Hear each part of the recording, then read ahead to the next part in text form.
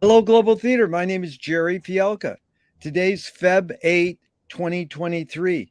We want to thank Rob Grant and his amazing podcast, I'm Probably Wrong About Everything. It's an honor and a pleasure to be here with Annie Azzariti. Is that correct, Annie? You got it. Yes, you got it. And where in the heck you calling in from? I'm in Santa Monica. How cool. The first question is, what is the best thing for a human being? Oh, love. Yeah, that's Just that's the love. answer. That is the answer I get the most, and I agree. What is your favorite form of information, how it comes into you? um, Actually, for someone like me, I actually watch a lot of television, Yeah. and I also like books. I don't read my cell phone. I don't. I read a little bit on the computer, but primarily it's either news or books. Yeah. Did you become a reader because one, your parents told you to read, they did it as an example, or on your own? Basically on my own. As a kid, I loved reading biographies, oddly enough, and I enjoy reading and TV. I'm very visual. Obviously, I mean, I'm a visual person, so having videos and film and all that to inform me really connects to me on many levels as well. So that is another way I get a lot of information is news, frankly. Yeah, Mhm. cool. Why do you think humans collect or gather information?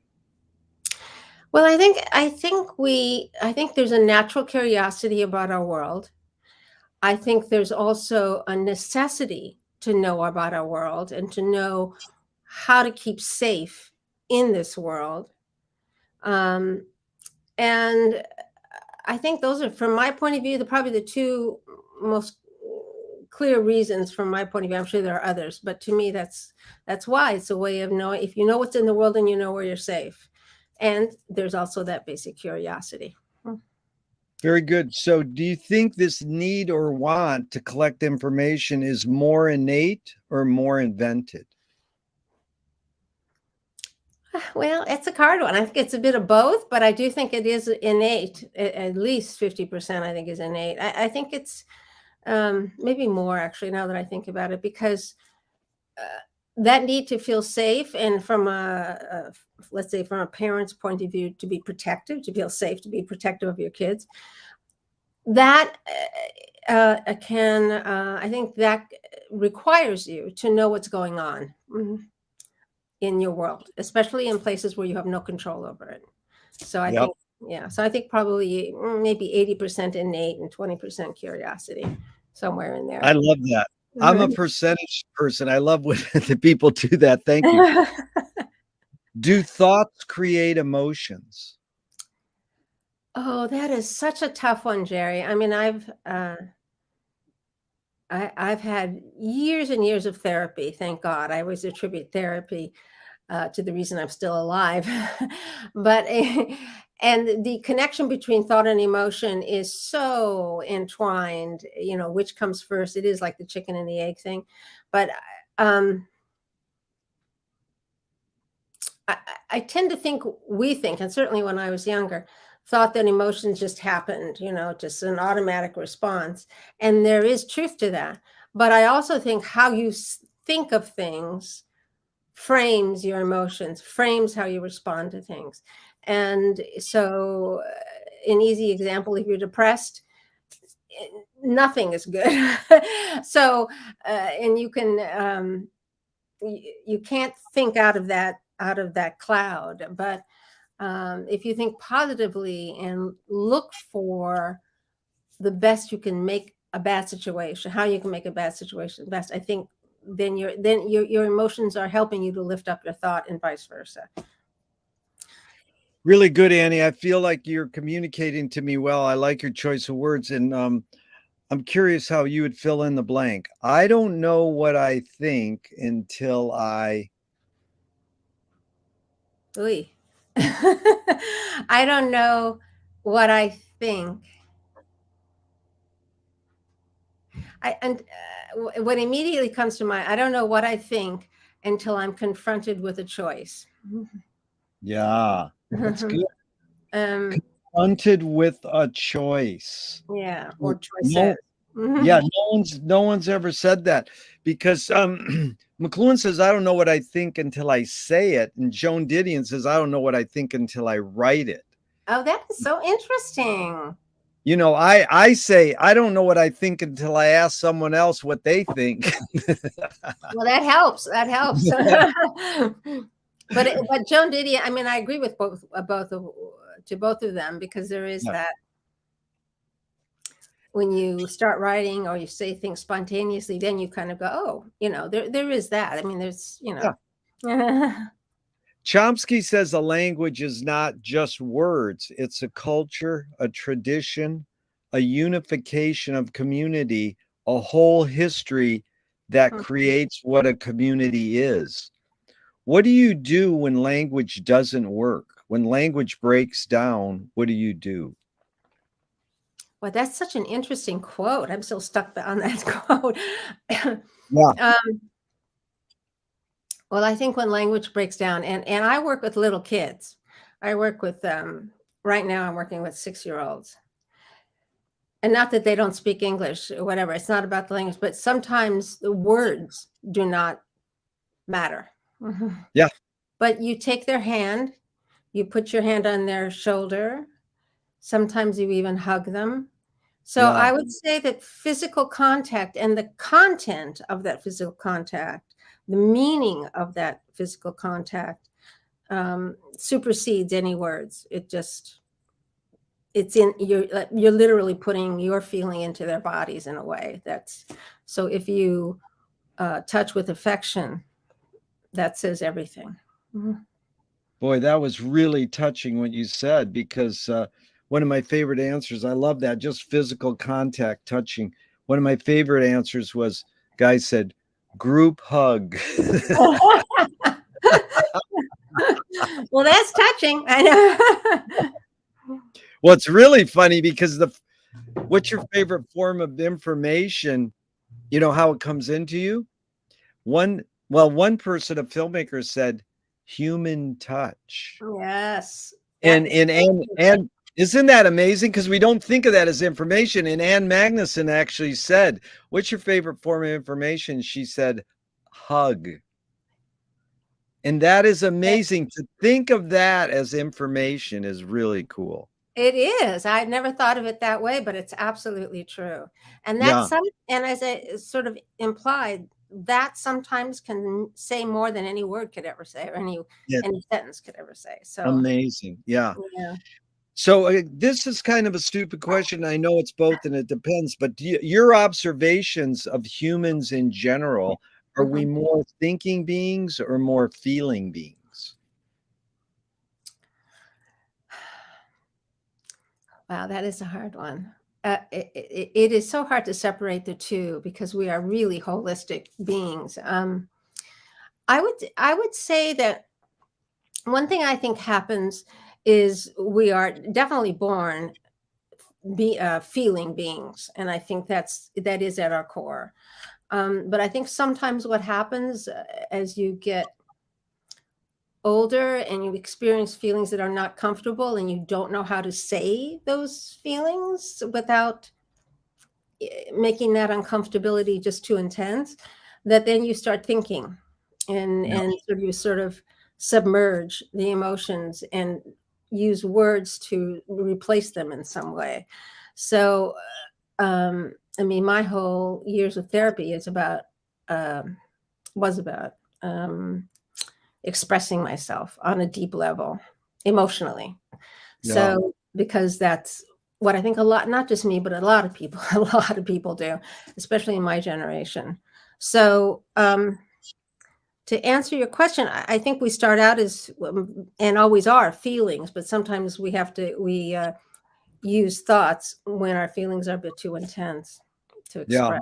Sometimes. Yeah, it's really interesting because 80% of people go, I think we're more feeling beings. And so you can't separate it. Like you said, holistic. We think we can separate it with the question I asked because we invented the words feeling and thinking. Right. But really, we're like that.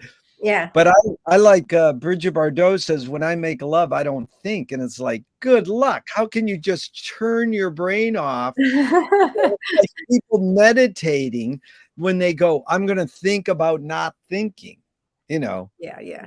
Yeah, no, and I meditate and you still think. And any meditation teacher will tell you, unless you're a swami, there's no stopping your thoughts. It's Yeah. basically to submerge into yourself and try and push the thoughts away. And in those brief interludes where it really works for a few seconds, it's really quite wonderful. But yes, That's no, what works. Yeah. I love that. The brief interludes. That's again a great McLuhan line. The gap is where the action is. That's where the action is the interlude.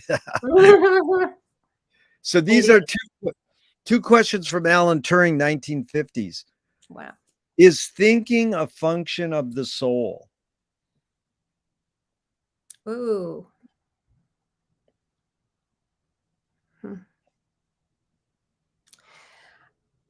Wow.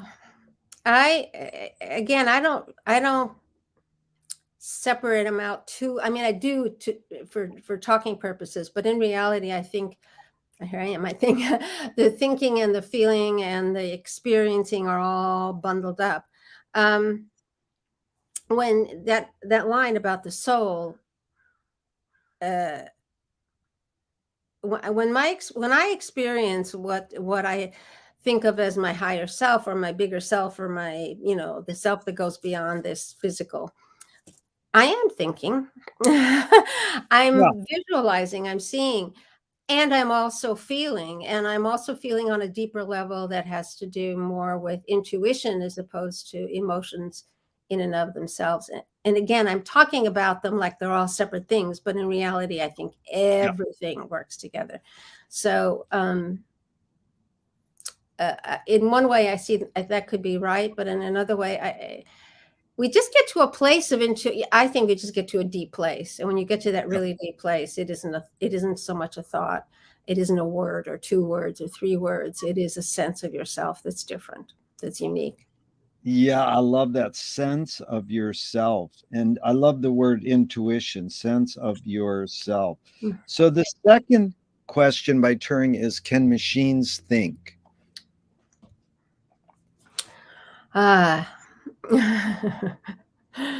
Well, Jerry, we're coming to, in the next few years, AI will be everywhere. And you'll be wondering, speaking to me, and you'll be wondering, is that really Annie, or is that? So can machines think? Only if we make them, only if we design them that way. Right. Really well put. Gives me hope. Do you more pursue happiness or more pursue meaning? I kind of see them as the same, honestly. I pursue I pursue being the best that I can be in every moment and staying present. Yeah. And staying present is gotten harder and harder to do as I gotten older. It's like, but I actually pursue what I think about more rather than happiness or or meaning is love. What is this that's loving here? Who am I in this moment? And am I loving? And not just of other people, but of myself. Yeah. Be here now. That's beautiful. Mm. Does the brain more detect consciousness or create it? Like, is consciousness there bubbling away and we're creating it, or are we detecting it? Oh, I think it's both. Don't you think? Yeah. So? I mean, I think it's both. I mean, we have our consciousness that we came into the world with, and then it gets developed as we have experiences. So I think in that regard, it is something that is there, but I also think the brain contributes to it as well. Obviously, contributes to it as well, and so there's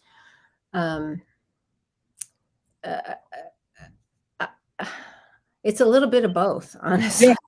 No, that's fine. Mhm. What's faster, speed of light or speed of thought? I would say speed of thought. But Hey, that's there's probably not true, but that's what I no. would. Wait, Annie, there's no right or wrong answers, but that one you got right. Audre Lorde, the poet, said you can't dismantle the master's house using the master's tools. Ooh. Yvonne Rainer responded to her and said, you can if you expose the tools. What new tool do you suggest?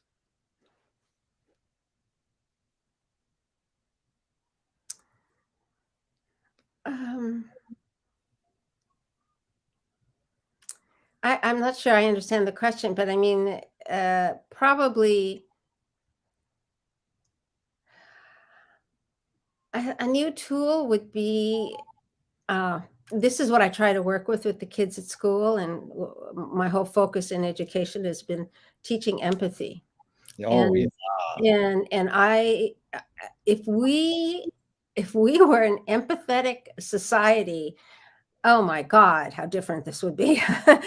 um, and kids do have there's natural empathy, I think, that we're born Yeah. with, and it gets either emphasized and allowed to prosper and expand, or it gets shut down. So I really try. I think empathy is, if there was one thing, it would be, I think, empathy that would really be a tool that we all need to use. Yeah, no, you really understood the question, because even though I put the word new, empathy, you would think that we're born with empathy, and you would hope that we would nurture it till the Mm-hmm. cows come home. Like, why would we ever get rid of or block empathy? I mean, Right. that's the solution. I know. I know. And well, this society is so self-absorbed and so about what things look like, and aggressive. And I mean, I watched the Grammy. I'm sorry, I'm going off on a tangent. I No, shouldn't. that's all right. I like anecdotes or stories is fine. Yeah, Okay. please tell. Well, I watched on and off some of the Grammys, and and I'm just like, what does this mean? I mean, it's Yeah, like everybody's dressed up to be better dressed than everybody else, and all this sort of no, crazy nonsense. And we're talking about music, and music is such a beautiful and natural and yeah, healing and all of that. And that's not what they were talking about. And so anyway, I think that if we learned empathy, if we were more in contact with each other as human beings, and not as symbols, and not as competition, uh, yeah. obviously the world would be a much better place and much easier. Totally agree. Better and easier. So, what new toy do you suggest?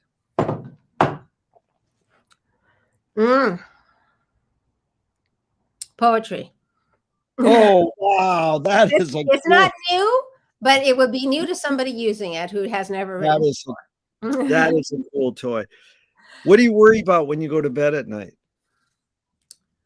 Well, I try not to worry about anything. And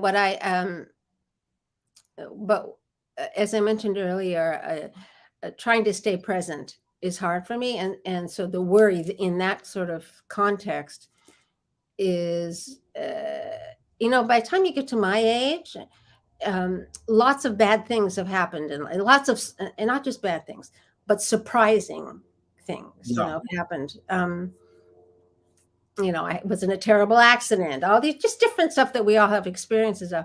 So what I'm finding is that somehow, I don't think I did this before, but certainly in the last few years, it's like there's always this sense of, oh, something could happen, or something, that kind of um, yeah, impulse that's not healthy, and yeah, certainly doesn't help me in any way.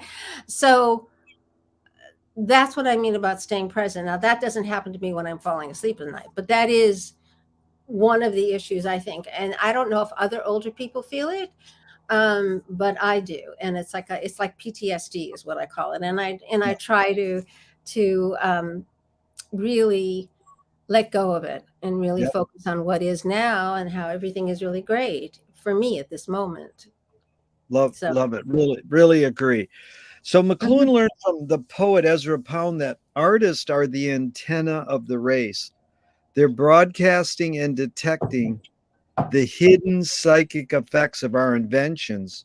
So we might be able to cope with what we don't like about our inventions. So, Annie, I ask you the question Marshall probed his whole career. Why do we ignore the hidden psychic effects of our inventions, even though the artists are broadcasting them to us? I think we don't want to be bothered. I think um, maybe this is what the pandemic is helping us with. Yeah, I think we are so used to just doing our lives and doing whatever, and this is that the sense of the world, the sense of who we are in the world, is not important.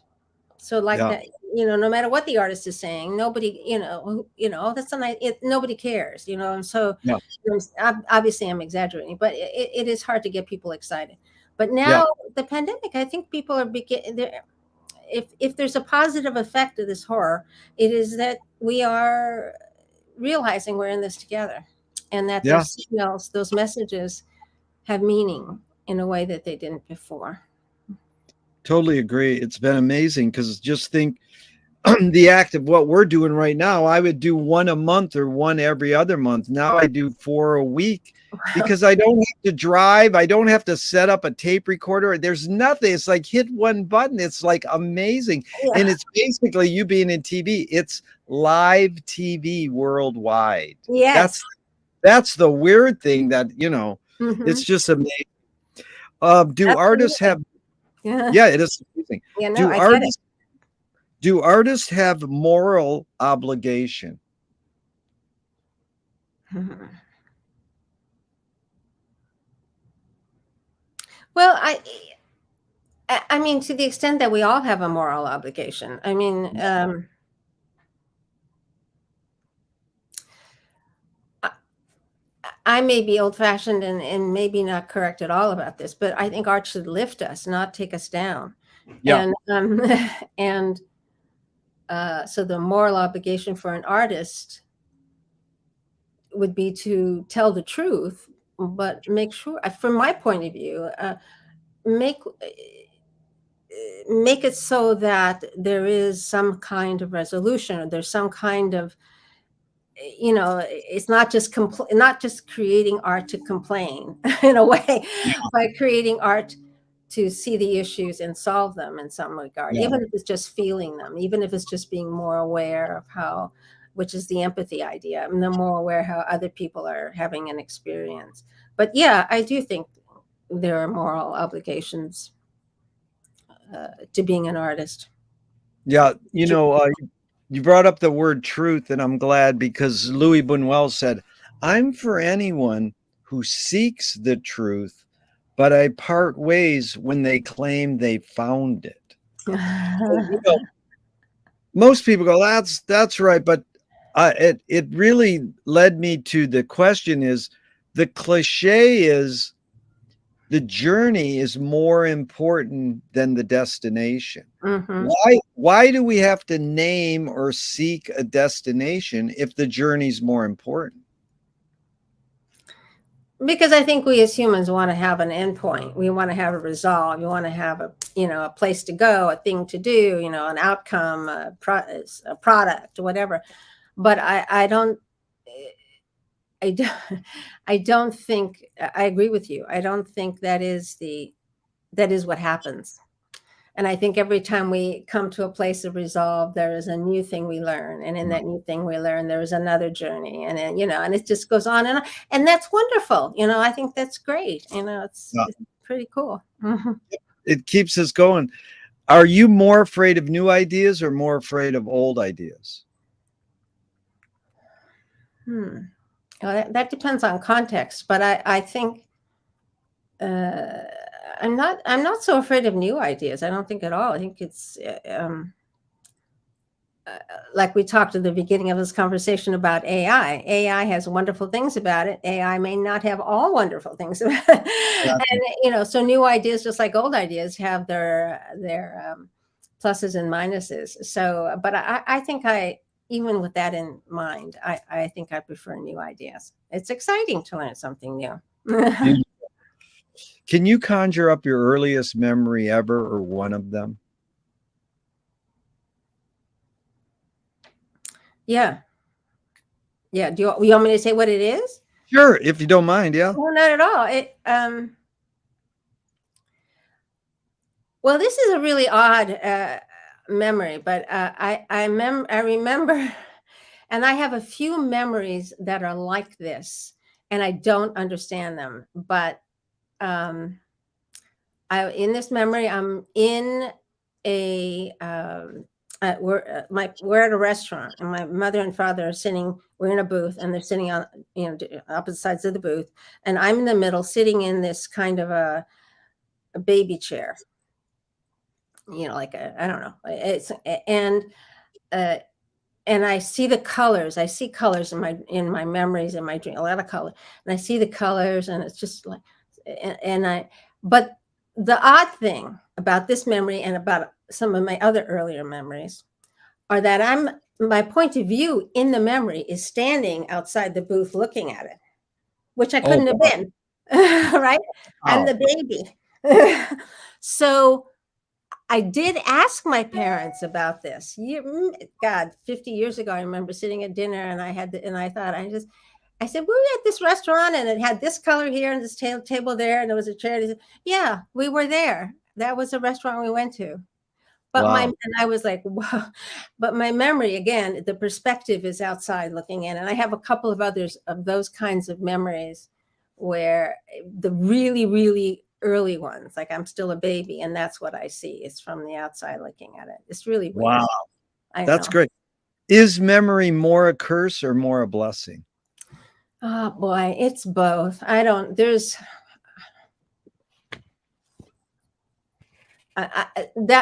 goes back to what I was saying earlier, where old memories of bad things or surprising things happening keep popping up every once in a while. Yeah. And I can't say, I can say I don't want to think about those things, but they were events that happened in my life. So I don't. So I'm kind of mixed about it, because I don't want to keep thinking about stuff like that. I have lots and lots of memories of growing up, we all do, and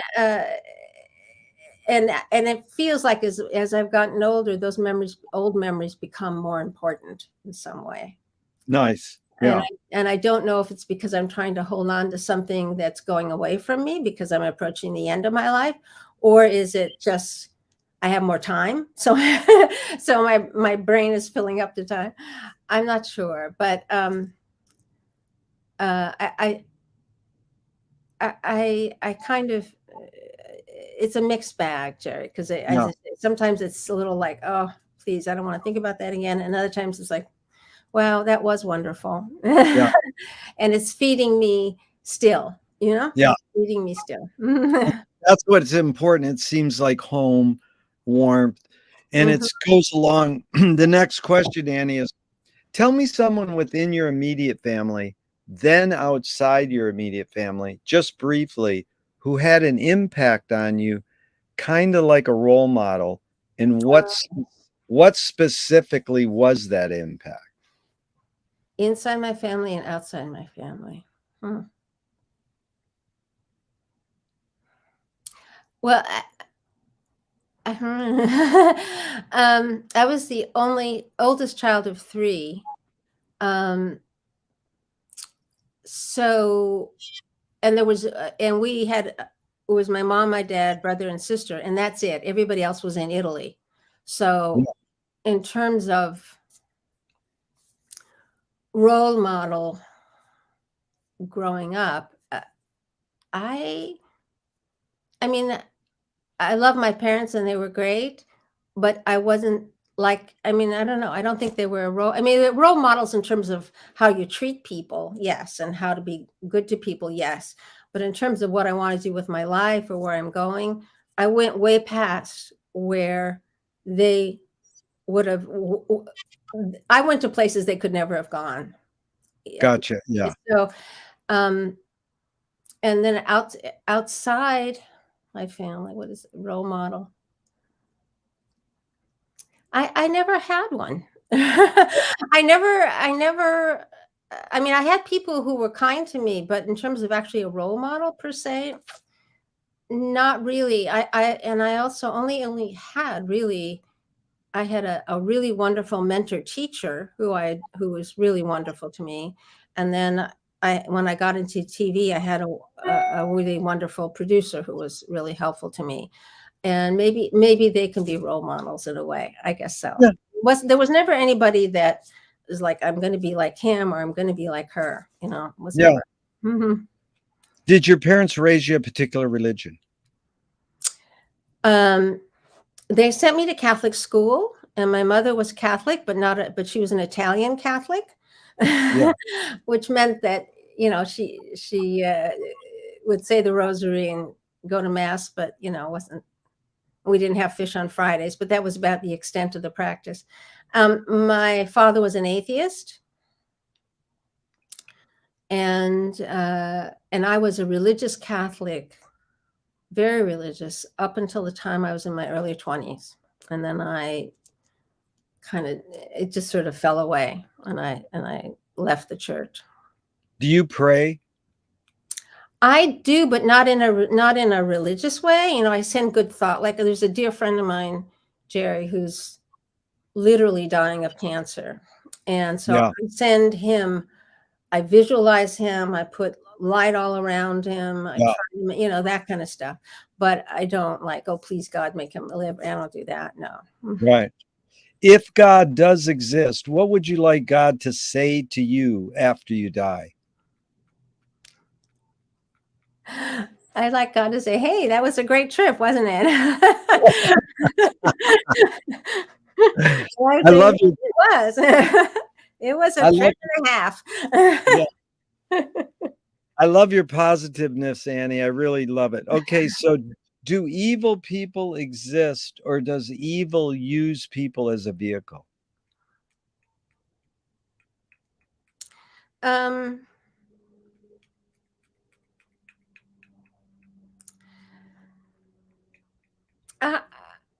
I would say evil people are not intrinsically evil. It's a pathology that they're expressing because of some trauma, or series of traumas. Yep. And I don't think there is this evil force that, oh, I'm going to go get this guy. And Yeah. I don't think like that at all. I don't. And sadly, humans can be pretty evil. Sadly, when they're so knotted up and inside with such torturous pain most likely from the past. But anyway, so I think we're not.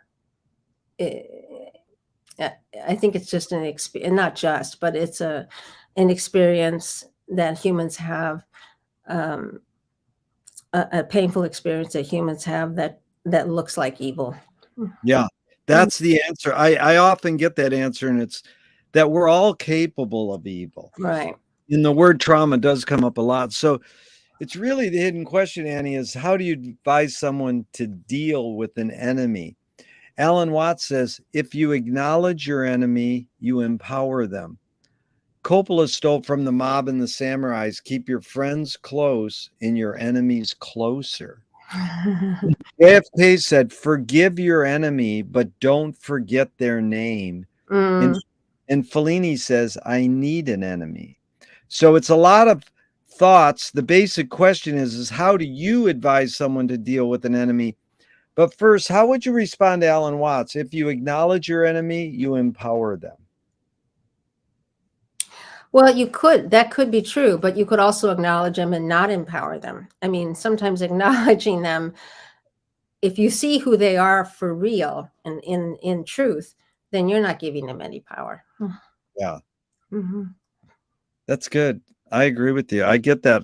But how in general would you say, like if one of your kids, as dealing like a bully situation? Yeah. What do you say to them? Like Well, you know what? It's so that I've had a couple of things happen not too long ago that really were interesting in the way that I responded to it. So I'm dealing with the city of Santa Monica. I do Airbnb, and there's a woman in the city of Santa Monica, the government, who's been really hard to deal with because I have to get permission and this and that, and it's too long to go into. Anyway, and she has been really unkind to me. And I look at her and I look at her responses email wise, and I think, what a messed up bitch of a woman. And then I also think, wow, she must be having some sort of painful life because she is so full of anger. And and then I feel sorry for her. Then I have compassion for her.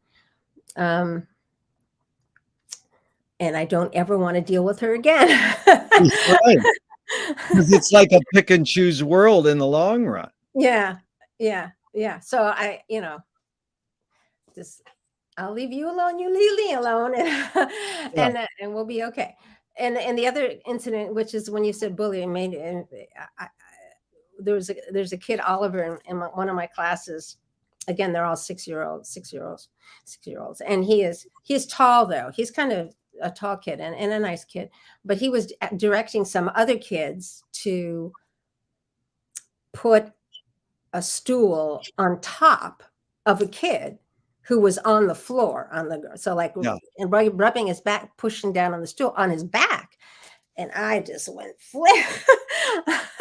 I just said, I was so, because he scared me. He was going to hurt this kid, not meaning to, but, and I got so mad at Oliver, and I said to him, you're going to be in cool down all recess, which means they don't get to play. They have to sit and miss the entire recess. And you can never just blah, blah, blah. And this is the Italian temper in me. And then he started to cry, and he started to cry and cry and cry. And so I went over to him and took him aside, and we had this long conversation.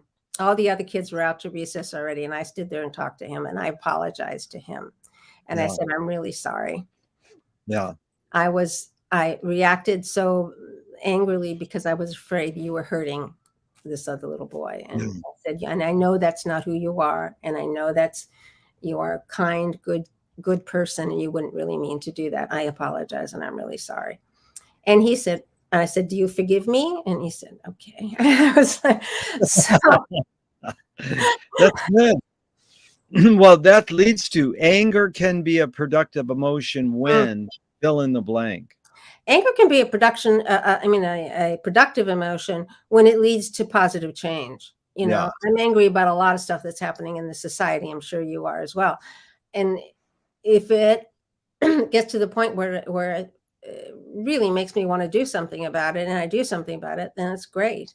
But I don't, like in both the cases I told you, it's on the one hand, it's not productive for me to show my anger towards this woman. And on the other hand, it was really wrong to show my anger towards this little boy. So, it's like anything. You can use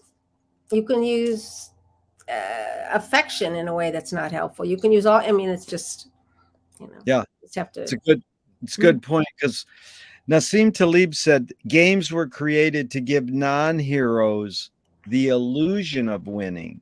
In real life, we don't know who wins or loses, but we can tell who a hero is. Yeah. So then someone reacted to that, and they said, villains don't think they're bad. They want control. Heroes want freedom. And Gregory Bates, in The Anthropologist, says if a criminal gets caught, does he go, oh, my criminal skills weren't up to snuff that day? Or does he go, oh, I did something socially or morally wrong? So there's lots of thoughts there, but the bottom line question is, does punishment work? No. Consequences work. Consequences work, but that's Wow. not necessarily punishment. And Yeah. I think punitive, anything punitive is bound to bite you back. I mean, I just don't think it works. But again, that's different from consequences. Yeah. It's Mhm. really good choice of words, Annie. James Joyce was the first projectionist in Dublin 100 years ago. He basically checked out. He said, "This is stupid. Why should I go inside a building and see a movie of a tree when I can go outside and see a real tree?" Years later, Faulkner said, "Sometimes the best fiction is more true than journalism." Why do we have to recreate things in order to get them? Why do we have to go to a theatrical play of people acting out life? Why don't we just live life? Well, obviously we do both, but I think the point of going to a movie is that you are not. It's not about you. It's about them, and in that in that separation, you can see more clearly, depending on who does the film or whatever. You can see more clearly what the dynamic is. You can see things that your characters cannot see. You have it's like really getting it could be and can be, and it often is a way to get insight into why we do what we do, um, and what outcomes can happen as a result of the choices we make. So I Yeah. think that's the difference between, um, yeah, I can experience all of these different things, but the reality is, if I'm watching somebody else go through that experience and they create it in a way that I can identify with what that person is going through, then we learn from it. And in your image about, shoot a tree, shoot a film of a tree or go look at a tree, it, it is they're both very valuable, obviously, but sometimes when you see something on film, you have more time, you notice different things, I think, and Yeah. I think you see nuances you wouldn't necessarily see, just sitting under a tree or standing next to a tree. So I think there's value to that, and there's value to both. Yeah. Seeing nuances. So, Annie, walk us through a little briefly how your tipping points where you said, you know, you're an educator and then you went into documentary filmmaking. And Mhm. what was the tipping point where you said, I want to be an educator? I want to pursue this personal storytelling, like teaching mode. You're Yeah. growing up. Where's some of that? And then where was your switch where you said, I want to pursue TV? Doc. Yeah. Well, I so I became a teacher in first and second grade, and I enjoyed it. Um, but I noticed after a few years that everything I thought about was about kids. Like my whole world, whether I was in the classroom or out of the classroom, was thinking about kids. And at the same time that that was happening, I joined a local theater group. I was living in Pasadena at the time, and I joined a local theater group there. And I would literally be going to teach during the day and then go at night to rehearsals, and I was on stage and backstage. And it was a totally, and I swear to God, Jerry, I've always wanted to write a sitcom about this, because these guys who ran this theater, was actually a couple, men and women, were con artists. They were it really was just this ramshackle sort of uh excuse for a theater. I mean, it was really hilarious. And the guy with Jack Marlando, the guy who ran it, was just a total con. And anyway, but it was so much fun. And it was like, and I mean, I could tell you a lot of stories about that. But anyway, it was really a lot of fun. And it sort of was opening my life to other things besides children. And Yeah. so I took a leave of absence for a year from teaching to go to Northridge to study theater arts, because they had a good children's theater department. Yeah. And so I had like 2 part-time jobs and went to school full-time, and I had a blast for the whole year. It was so Wow. much fun and so intense. And anyway, and it was March 15th, 1978. I was sitting on the stone wall at Northridge that they had there at the time, and I had in my hand the letter from the school district. Are you coming back? Your leave of absence is over as of, whatever. Are you coming back as of September of 78? And I sat there, and in fact, I wrote a poem about that day, and it was just amazing. Anyway, and and I thought, you know what? I'm 29 years old. If I don't do something now, when will I? I can always go back to teaching. And so I resigned. And I thought to myself, all right, I don't want to do theater because I don't think it's very, and I don't think it's very practical. Like I can make a living doing theater. So I thought I want to do TV. And at the same time that this is also happening and overlapping, I was going to a bar over here on Pico, I think every Friday or Saturday night. And there was a bartender, Michael, who was an actor. And I wouldn't drink. He'd feed me. I loved banana daiquiris at that time, and he would just give me virgin banana daiquiris because I don't want to drink. Anyway, so, and we would talk about this stuff. And in talking to him, I realized, you know what? I think I want to do documentaries. And I'd never, I don't think I'd even seen a documentary at that point. I thought, I want to do real TV. I want to do stories about people. And I want to, and so he influenced me that way. And the idea that, okay, I can always go back to teaching, which ultimately I did, but I left it, and so I left teaching, and I started to take an evening class at CBS Studios in television. And that's where everything started. So that was the transition. Yeah. Well, that was well put. You brought up a couple of things we can delve into. And first of all, on the idea of theater, Ruth Draper, a real icon in one-woman shows, she said the key is to bring the audience up onto the stage and into the scene with you. It is they who must give you even more than you give them in the way of imagination and creative power. How does one do that? It's very romantic how she's it up. But just, your experience in that theater group, how do you do that? Bring the audience into the scene with you.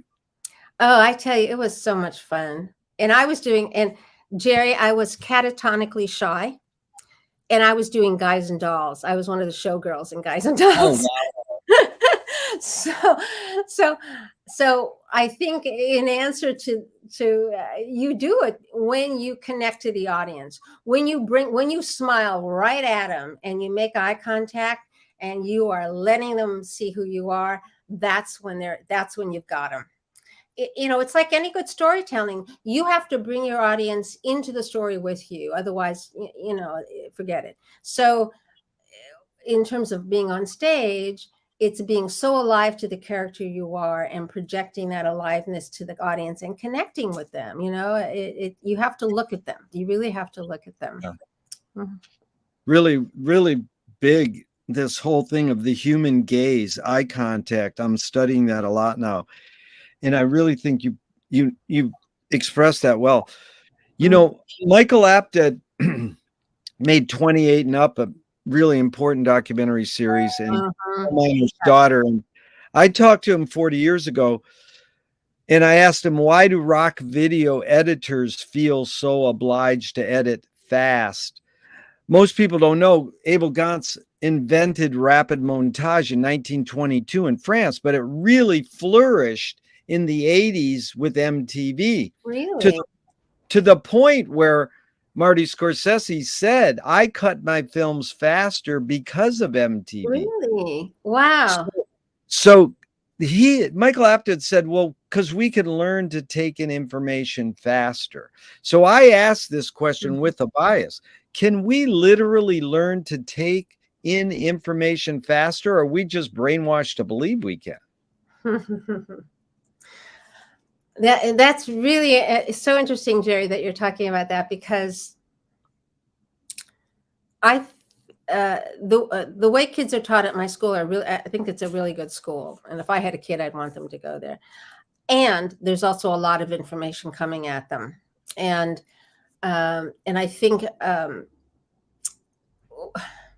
one of the things I think about doing, I do this film. In fact, Bill is on my case about doing more of them, and I'm going to, called See, Wonder, Think. I made this film for kids. Yeah. See, Wonder, Think is our educational rubric. Anyway, this film is a slow moving film. Yeah. And I do it on purpose because I want the kids to really see, to really think, to really wonder. And Yeah. I think that is what needs to happen more and more, is we have to go back to, we have to have that as a part of how they experience beauty, how they experience art, how they experience their own writing or whatever, is that, to slow it down. Because, and I know, you've seen this, 20 years ago, there were, whatever, 30 years ago, it was Walter Cronkite sitting at a desk. Now, now you have the banner underneath, you have the cube on top, you have this over here, you have that over here, and the person's talking at you. And I think, yes, we can take it in, but I don't think we take it in well. I don't think Yeah. it has depth to it, because it is so whoa, whoa, whoa. And I don't want the kids to have that. So I don't want the kids to get used to that as the way that we take information in. So I'm doing these films, and they need it. They need that. So Good. yeah. It's like slow cinema or slow food, like fast food. Why would you want to have fast food? You want to eat and enjoy your food. Yeah. No, quick, eat. I got to do something. I love that. Exactly. That's the best analogy. Yeah. And Annie, it's the hidden question really is it literally possible for humans to multitask? Well, I am a major multitasker and have always been. And I am productive, most usually, not always, but usually. But I do lose things. I do lose the sense of who I am in the moment. That's what I keep talking about, going back to being present.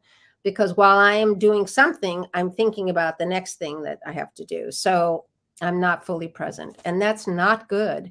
And I'm finding that, as I said to you earlier, that is becoming more of an issue as I get older. Yeah. Obviously, it's about balance. Obviously, you do need to multitask sometimes. But I think there has to be some kind of balance. Multitask and then watch my film, or something where you have the ability to relax and stop and just feel. And every morning I get up and I have my coffee. It's the only way I get out of bed, is knowing I'm going to have coffee. And I sit on the couch with a light on, and if it's usually it's still dark outside, but I'll still open up the Venetian blinds and watch the light. And I sit there and sip my coffee, and I try for like 20 minutes or so not to think about what I have to do today. Nice.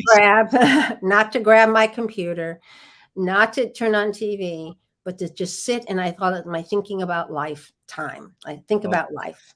And the only thing I can think about is what I did yesterday and the good things that happened out of it. And having that 20 minutes is becoming more and more difficult every day, because I was like, oh, wait a minute, I got to do this. But I'm determined to hold on to that, because I have to start my day, with that kind of sensibility. I love that. I do a bike ride every morning before I jump in, and it's just so calm and peaceful. And good for you. Yeah.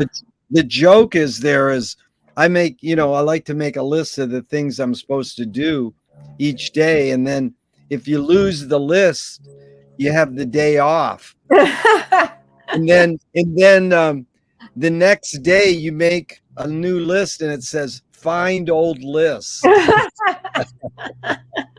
That works.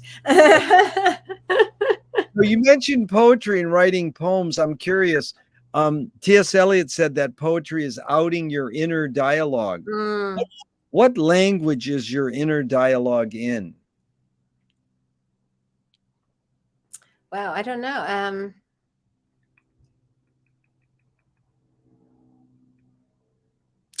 I think I would say that I'm very visual. I mean, obviously, I'm very visual, so I see Yeah. images a lot, and that may be a language, like that may be considered a language. Yeah.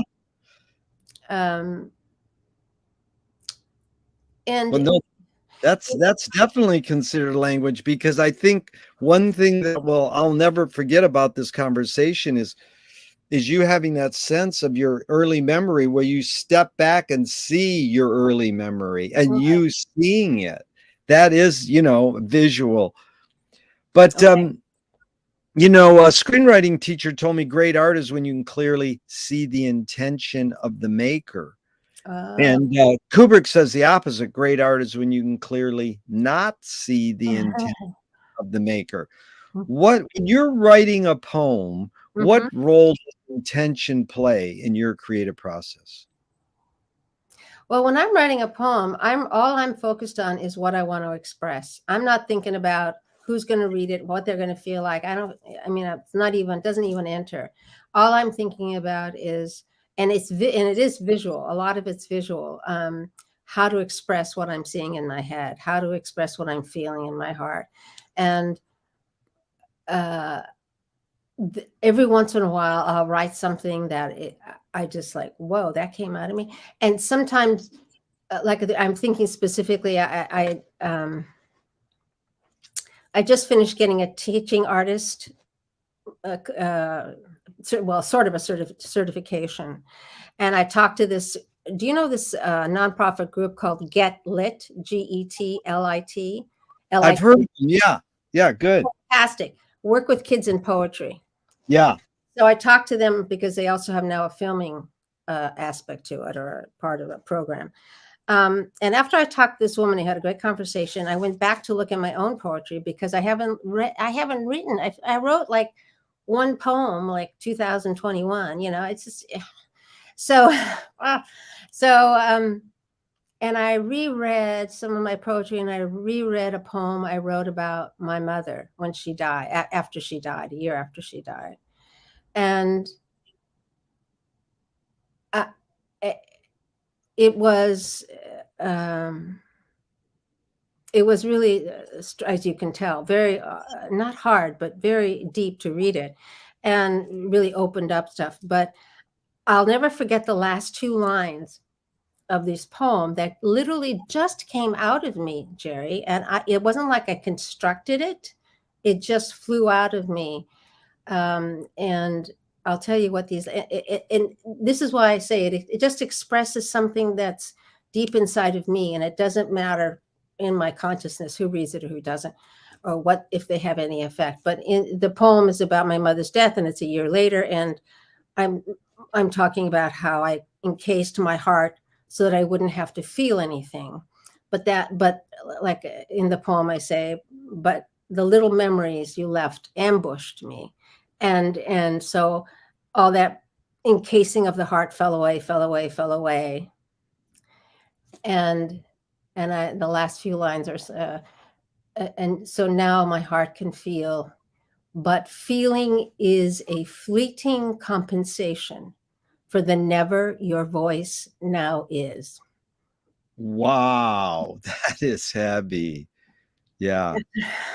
But that came out of me. And as I say, I did not construct that part of the poem. I did not construct it; just came out.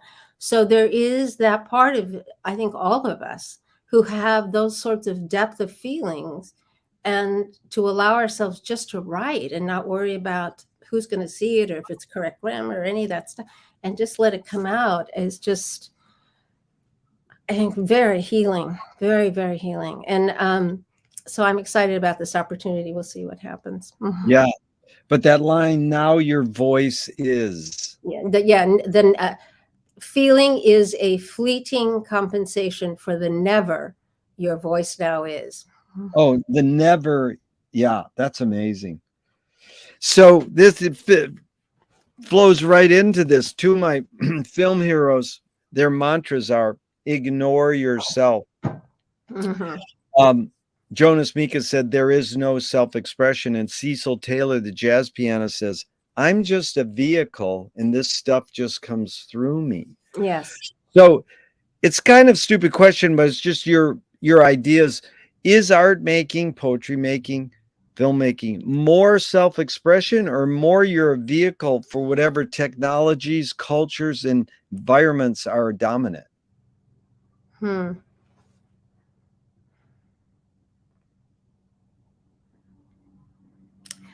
I I think it's self-expression.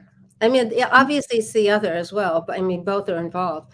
But I think the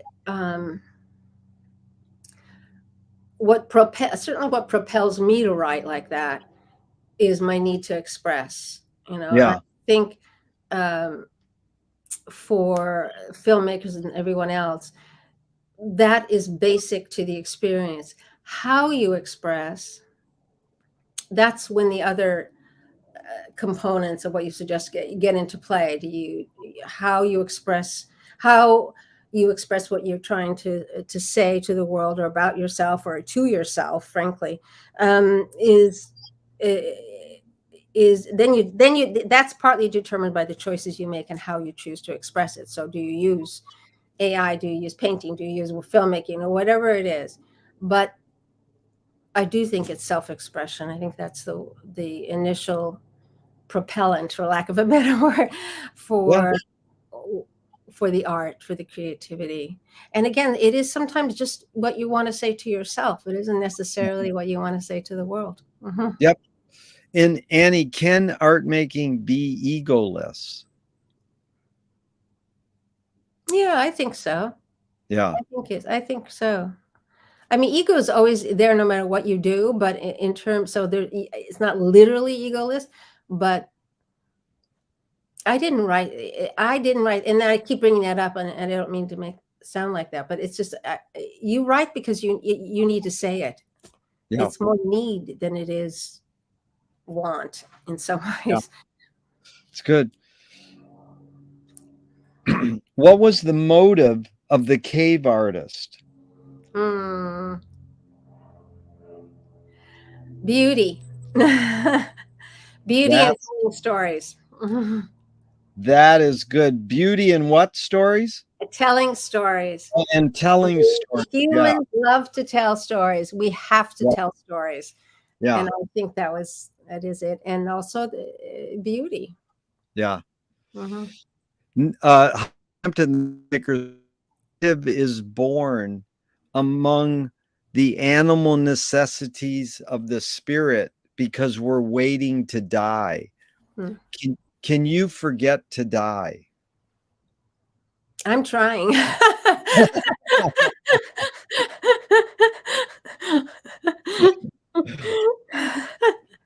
I am so trying. Yeah, I know it. good. When I was 60, it wasn't a deal, but now that I'm in my 70s, it's like, oh, you know. What's more important, conviction or compromise? Well, you're talking to a Libran, and and we're all about negotiating and compromise. So uh, conviction is critical, but if you can't compromise, then nothing gets done. Mhm, Yeah, mhm. I agree. I fit, that's my oldest question.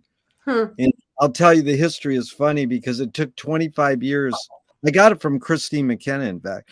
And I t- took 25 years before someone said, what's more important, conviction or compromise? He said, depends on what you mean by important.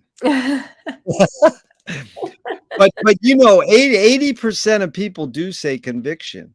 But I really think it is more compromise because we're like born convicted almost. So, I'm fishing for people to say the answers I want to hear. The beauty of this process is that you hear, like, I go back to your word, empathy. I want to have empathy for people to say whatever they want, Right, right. and that's like widens the view. It gets you get a more comprehensive view of the Mhm. human condition.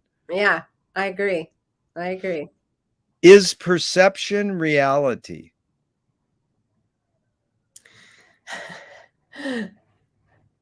Well, I think perception is a reality, but I think there's a number of realities happening all at the same time, most of which we're not even aware of. But uh, so that being said, I also think if perception is reality, then you are also in that perception, you're also creating reality as well as theoretically seeing it. Yeah. So, Yeah. so it's Lily. Yeah. multitasking. Well, it's multitask. Lily Tomlin says reality is just a collective hunch. Yes, she's so great, and I totally agree. It is. Like, yeah, we all sort of believe that. Why is it so difficult for humans to consider the possibility that life may be pointless? Because then I think because you don't want to feel that you're pointless, don't you Yeah. think? Hmm. Yeah. And I don't think it is pointless, but Yeah. uh, I think that's why people don't want to think about it like that. Yeah. I don't understand, and I should talk to Bill about it. I have some other friends too that are Jewish. The Jews think, at least I think all Jews think that when you die, that's it. And Yeah. I'm like, okay, so how does that make your life feel if you think there's nothing more? This is just Yeah. it. It's the chunk of the pie that you're going to get, and it's really interesting to me because, Yeah. and not that I'm thinking about heaven or hell. I'm just thinking that it's like, I don't know. I don't know. It's an interesting topic. It's hard because we don't know what happens. There's a great line I learned from studying McLuhan is that objects don't exist on their own, they exist in relationship. And because we don't know what happens after death, one friend says we'll never die because we don't know what happens. But Mm. it's sort of the Paul Krasner joke. I only believe in reincarnation in one of my past lives. But I like Lewis Carroll says, I believe as many as 6 impossible things before breakfast. Have you believed in any impossible things lately? Peace on earth. um, um, the Republicans growing up. I don't know. It's hard to. That's that's 2 really good ones I agree with. I like the bumper sticker. It's still out there. Any functioning adult for 2022, like, can't we just function as adults? You'd think we've been around this long. I know. You think, one would think that you don't yell liar at the president as he's giving a speech in a big furry Oh, coat. I mean, and it is a phenomenal thing that humans still have warfare. You would think we would, I know. I know. D.W. Griffith invented the feature film in America. He literally said this like 100 years ago. He said, in 2024, cinema will end warfare. Now, like, Really? next year, could it really happen when most films are about Wow. killing and have guns and all? I just like, it's Well, a that's high end. amazing. Wow. And you would think we could find empathy, one of the key words you brought up, and realize, where does that get us? Conflict resolution. I'm curious if they teach that to your kids, because Yeah, we I've do. I've had people on my salon who teach conflict resolution, and I don't recall us being taught that in school. And it's like, Mm-mm. that's so basic. Why Mhm. don't we teach conflict resolution? I know. I agree. They do teach it in our nonviolent communication. Yes, that's yeah. No, they do. We do teach that about how to talk to each other when you're mad. Yeah. So, Annie, tell me one major element of your creativeness, all your go get 'em sort of attitude, pursuing all your pursuits. One major element that stayed the same and one major element that's changed. Oh, that's an interesting question.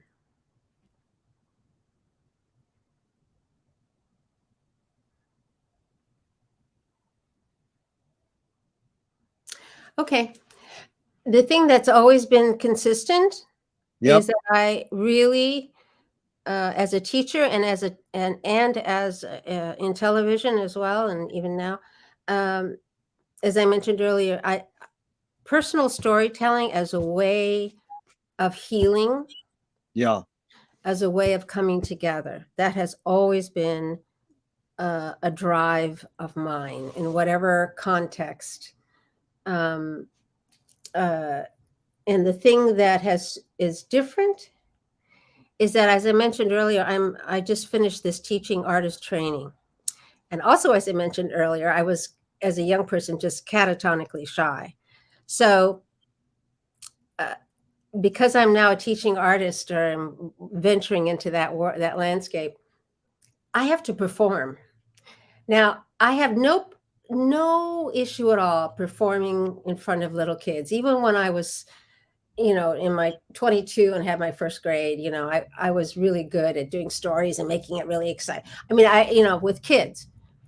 But now I'm going to have to do it on a bigger level with older kids and be really out there in that sort of performing way. And as I said to Bill, it is so bizarre that I'm with you, a performer, and I have to perform now too. And um, so that is what's different, is that I've now got to take charge in a way. And Yeah. when I was in television, I was the producer on set and I was in charge, and I felt absolutely comfortable. Yeah. Um, but I haven't, I mean, there's always issues, but I felt really comfortable in that position. But I haven't been that way in the context that I'm now going into as a teaching artist. I haven't been out there and taking charge of what we're going to do as a class, particularly. So, and having it be whatever we're going to do is just going to be what I create. I've done some of that. I should say I've done some of that, but now I'm going to have to do it in a much more bigger and consistent way. I have to be bigger, Jerry, is what it is. Go get them. Well, it's sort of morphed into this. Moshe Feldenkrais works with healing and movement. Mm-hmm. He says it's literally possible to identify a weakness and incorporate it to become a strength, rather than we're normally taught to overcome a weakness. Yes, yes. Tell me a weakness you turned into a strength.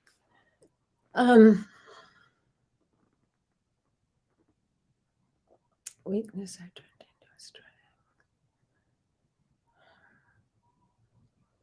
Well, I think this fits those parameters, and it's the only one I can think of at the moment, is that I was always very quiet. In fact, I told Bill that I often made like a wall, like I became a part of the wall. So you didn't see me. That was my, persona.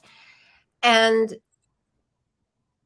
that, in a way, has turned into a strength, because when I used to do that, I listened. I listened really well, and I really focused on what was happening with whatever was going on in the room, with the people, whatever, so that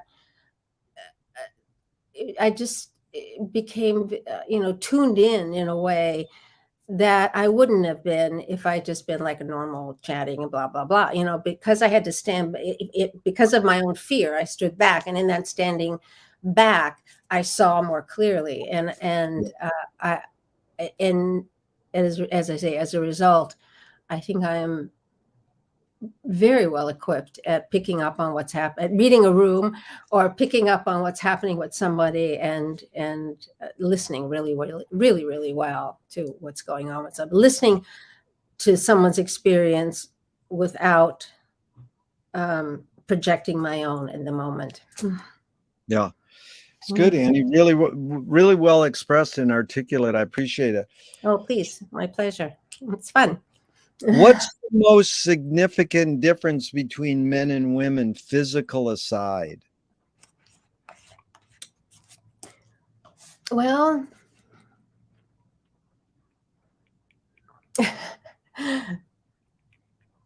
uh, well, I think the sort of one of the obvious ones is I think men tend to be more aggressive more quickly.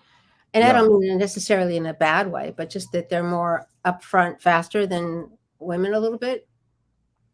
But that certainly has equalized out a lot in the last, couple of generations. But there still is a little bit of an edge that way with men. Um, I don't know, Jerry. I think men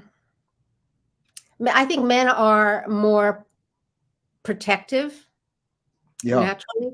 I mean, a mother is more protective of her kids than anything, but a man and a woman, I think the man is more protective than the woman. Is he's more tuned into issues than the woman. I think. I mean, I talk to Bill about his health all the time. It's like so I'm being protective in that way. So it's like, but in the world, I think men are more in tune with being protective of a woman. But Yeah. there's not really that much between us that's all that different. I mean, I don't know. Bingo. That's the answer I love to hear. Believe me. It's so rare too, because it does happen, but I mean, the cliche is women are more feeling, men are more linear. And there's a lot to how culture defines the Right, difference and how it's right, changing now. So I right. actually had to stop asking that question because men got like, I won't go there because it's like dangerous. So No, but I agree. I think we are very, very yeah, economic. It's like nuanced difference, but nothing really dramatic at all. I yeah, don't think. Not anymore. Mm, yeah.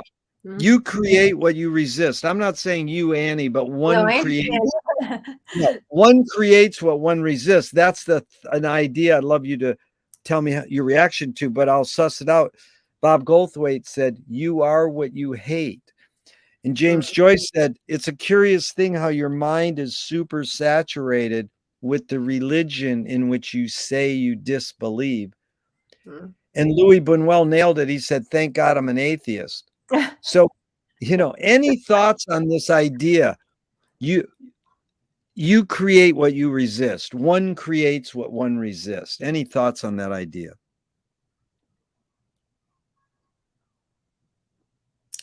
Well, I think it's true if you are not aware. If you are rather an unaware person, I do think you keep recreating situations that you don't like. Um, and you recreate them because you're still trying to work it out, but you're not aware enough to understand where they came from in the first place. So Yeah. it's an endless loop. Um, so in that regard, I think that's true. But you create what you resist. Hmm. That psychological frame of reference is the only way I think, from my point of view, that is actually true. Other than that, I don't. If you don't have, in other words, if you don't have self-awareness, yes, you will do that. But if you're Yeah. somewhat self-aware, you're beginning to recognize, wait a minute, I keep putting myself in these bad situations. Yeah. Why? Why? Asking the question. That's good. We got about 10 more minutes, Annie. This has really been fun. Yes. The next one is, how do you find peace of mind? I find peace of mind by two ways. In meditation, I really focus on how can I put it? That I'm more than this, and that the part of me that's more than I'm reflected. Me, Annie, is reflected in the bigger me, but that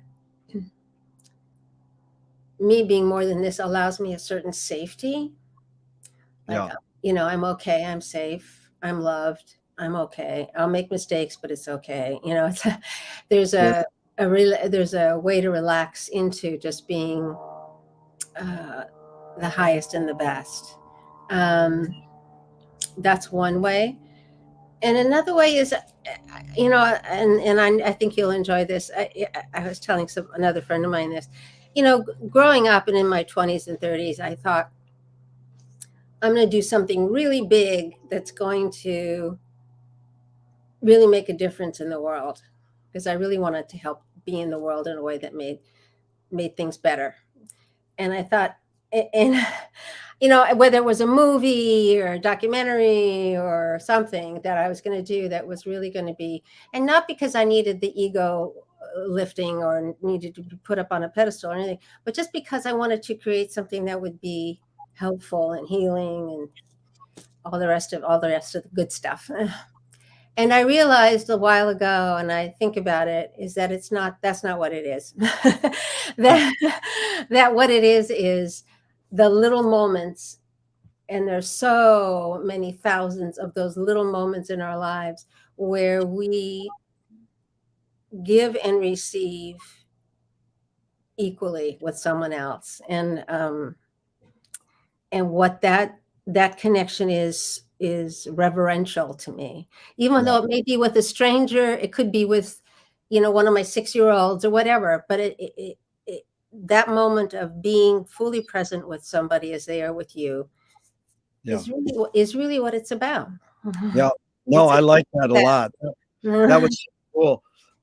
These are 5 really well done, Annie. These are 5 Alan Watts questions just off the top of your head in a few words. First one is, who started it all?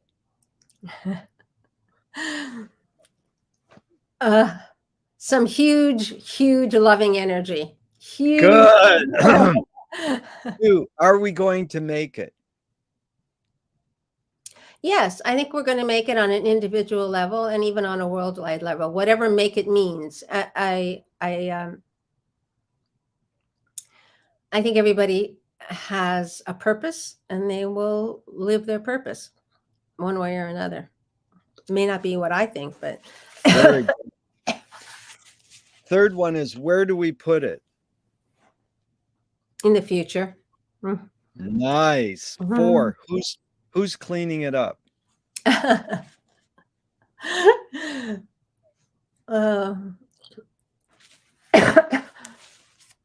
I'd like to think it's the people that follow us, but I think we clean it up ourselves ultimately. Beautiful. 5th one by Alan Watts is it serious?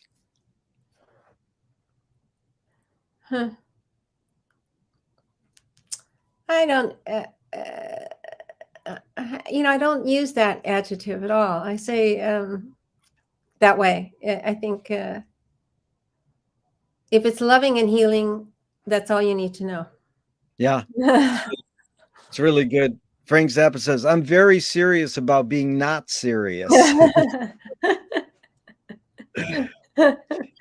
If you were walking down the street today and you met yourself as a 12-year-old, what would you say to your 12-year-old self? Oh my God. Honey, don't worry. Things may not look the way you want them to look, but you're going to be fine. You're going to be fine. Just trust yourself. Just trust. Beautiful. Which way should toilet paper come off the roll? Over or under? I take it off the roll itself and just, deal with it myself. So I know. There you go. Beautiful. If a publisher was to release your autobiography off the top of your head, what would the title be? Oh, I've thought about this. What was the title? Oh, phooey, I've forgotten what, but I'll tell you another one. My tombstone. If I knew then what I know now. That's what I would say. I like that. If I knew what I know now. And Annie, they want to scent the glue in the binding of your autobiography. What smell? Roses. Oh, I love it. If a statue was built in your honor, where would you want it displayed, and what would it be made of? Oh man.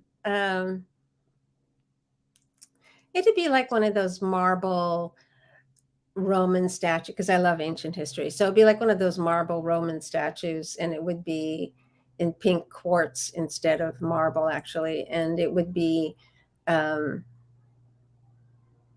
in Central Park. Oh, nice. Tell me something good you never had and you never want.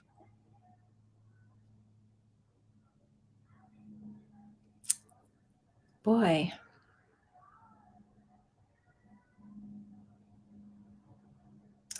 If you had said to me, tell me something good that you never needed and you never, that's easier, but want is hard.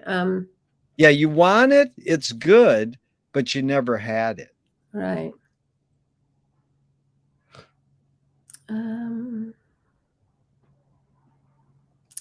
I guess, why? That's amazing.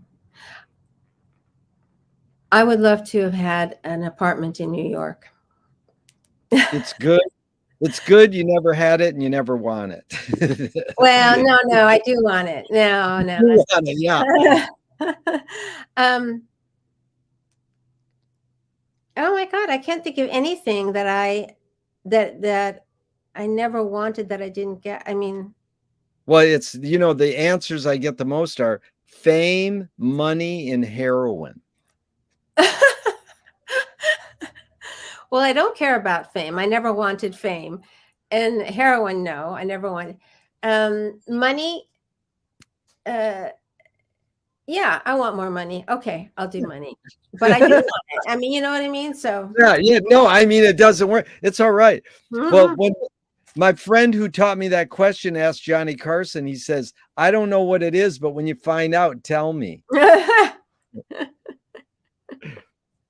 Yeah. What is the cultural shift you see developing today that inspires you? Well, I've thought about this a lot, and I'll say it very succinctly. I think we're going through a major transformation, and I think what's happening is that all the ugliness that was there just below the surface, some of which popped up to the surface, but most of it was kind of just below the surface. I wasn't aware what was going on over here or there. And now it's all above, it's all out there to see, it's all out there to say yes, no, yes, no. And I, that's what I think is happening, that this is still going to take a few years, and hopefully, and I think we will make better choices about what we want for our lives, for us here in the United States, but also for the planet. And I think there's a whole revision of what we think is important in our lives as a result of the pandemic. But I do think this, again, it's going to take a long time. It isn't something that's happening overnight. But I think that's what's happening. I think that's why it's so awful in so many ways. It's to let us see what we need to change and how we can change it. I love your positiveness. Two more and we're out of here, Annie. Thank you so much. This is Thornton Wilder in 1928 said, art is confession. Art is the secret told. But art is not only the desire to tell one's secret, it's the desire to tell it and hide it at the same time. You've laid your cards on the table for 90 minutes. I'm not insinuating you haven't already answered this. What's it really all about for you? And when you say it, you mean expressing something in art, through art, or through some sort of art? And again, you put it in the context you want. It could be life, the human condition, or expressing yourself, whatever context you want to put it in. Well, I think I still keep going back to empathy, to compassion, to love. I mean, that's sort of at the base of everything to me. Yeah. No, that's really beautiful. And we love our Eden Abes, the proto hippie who was started in Venice. He wrote a song called Nature Boy. He said the greatest thing you'll ever learn is to love and be loved in return. Mm-hmm. That's empathy. That's what it's all about. So the last question is, what gives you the most optimism?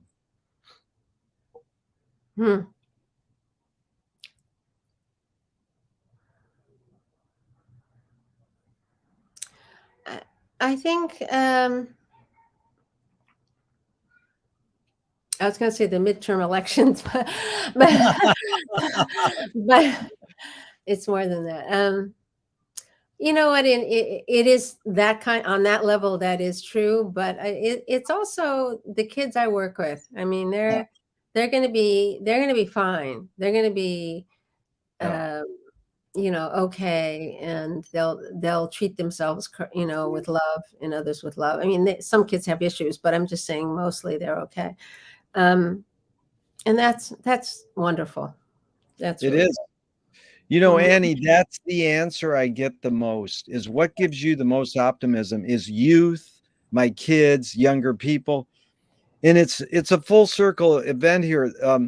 The first question is, what's the best thing for a human being? I got that from Wilhelm Reich says the best thing for a human being is another human being. Yes. And they asked Groucho Marx at the end of his life, what gives you the most optimism? He said, other people. That's great. So That's great. it's really been fun sharing this time with you, Annie. I learned a Oh, lot thank and you. Thank love you. your It's been fun positive. too. I go along with you. Empathy is where it's at, man. Compassion, empathy, and love. You can't go wrong with that. Mm-mm. Yeah. Yeah. We need more of it. Absolutely. So Totally. even though I'm going to hit the end broadcast button, I hope this never ends and we can keep talking forever and ever. Thank you. Thank you so much, Jerry. Have a